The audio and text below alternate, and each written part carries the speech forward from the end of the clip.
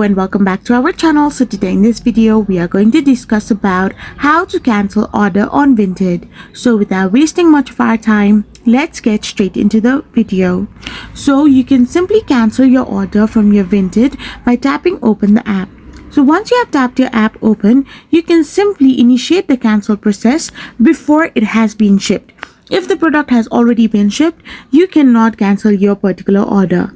So to cancel it, you need to simply open the conversation with the seller and press the I icon. So once you have tapped on the I icon, you need to find the option called cancel order. So simply tap on the option called cancel order and then simply select the reason why you want to cancel your particular order. After this, the seller might need to confirm your cancellation and you might need to give more verification about why you want to cancel your order or any other options like that.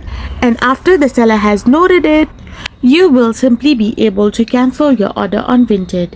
I hope you found this video helpful, so don't forget to hit that subscribe button and to give us a thumbs up. Thank you for watching.